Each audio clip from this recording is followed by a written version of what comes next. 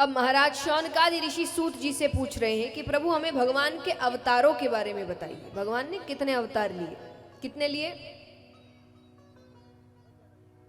बताओ।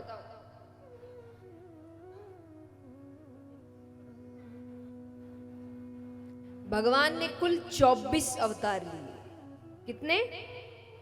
24। आइए सुनते हैं। 2 अवतार विस्तार में नहीं बताए गए, जो है हंसा अवतार और हयग्रीव अवतार। हंसा अवतार में भगवान ने ब्रह्मा जी को चतुर्श्लोकी भागवत का ज्ञान कराया। जो आप सुन रहे हैं उस भागवत को उन्होंने 4 श्लोक में सुनाया, जिसको कहते हैं चतुर्श्लोकी भागवत। तो इस सबसे पहले भगवान ने हंसा अवतार में ब्रह्मा जी को सुनाई।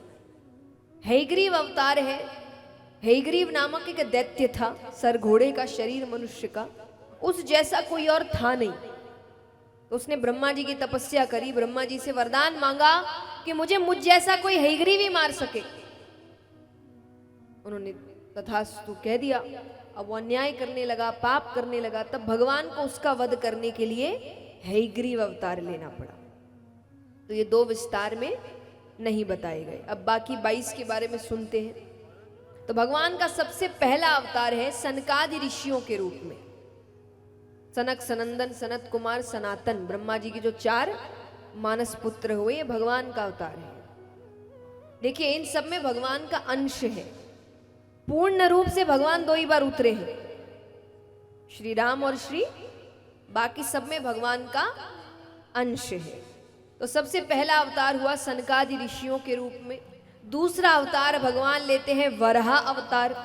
तीसरा अवतार भगवान लेते हैं नारद जी के रूप में। नारद जी भी भगवान का ही अवतार है। तो तीसरा अवतार भगवान लेते हैं नारद जी के रूप में। चौथा अवतार भगवान लेते हैं नर नारायण के रूप में। 5वां अवतार भगवान लेते हैं कपिल भगवान के रूप में। 6ठा अवतार भगवान लेते हैं दत्तात्रेय भगवान के रूप में। ये थोड़ा सुंदर अवतार है, इसके बारे में जानते हैं। ये भगवान ने माता अनुसुईया के यहां लिया।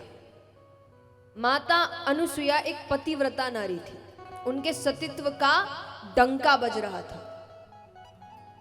तो ये प्रशंसा करने नारद जी तीनों देवियों के पास जाते हैं। 3 देवियां कौन है? एक गलत। 3 देव कौन है? ब्रह्मा, विष्णु, महेश। तो 3 देवियां हुई, ब्रह्माणी, लक्ष्मी माता, पार्वती माता। तो तीनों देवियों के पास गए और जाके माता की बहुत प्रशंसा कर रहे हैं। माता ने कहा अच्छी बात है, और हमसे भी ज्यादा? बोले अभी तो आपसे भी ज्यादा, भविष्य का नहीं पता। तो तीनों देव घर आते हैं। तीनों देवियों ने कहा जाइए और माता अनुसुईया के सतीत्व को भंग कर आइए। तो तीनों देव साधु का वेश बनाते हैं और माता के घर जा रहे हैं।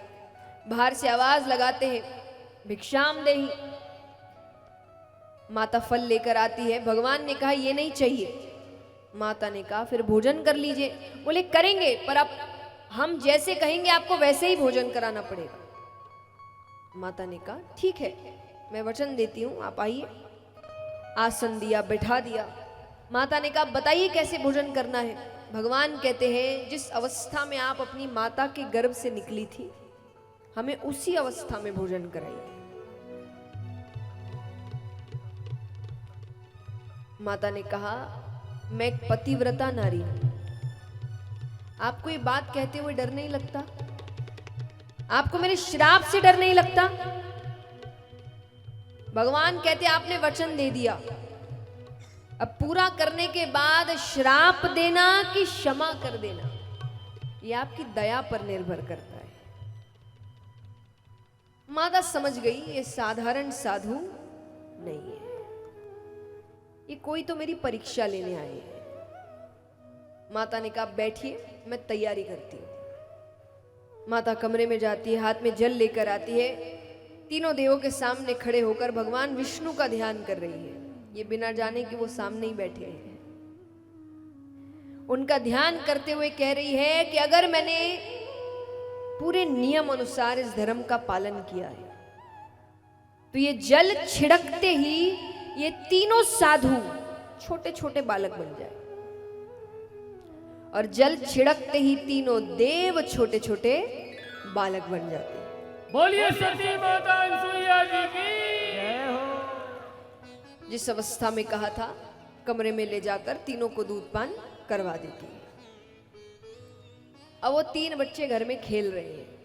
अब बच्चे क्या करते हैं, या तो सोते हैं या तो रोते हैं, सामान इधर उधर फेंक रहे हैं, रो रहे हैं। अब बच्चे बने तो बच्चों की हरकतें तो करनी पड़ेगी। और माता को वो दृश्य देखने में बड़ा अच्छा लग रहा है।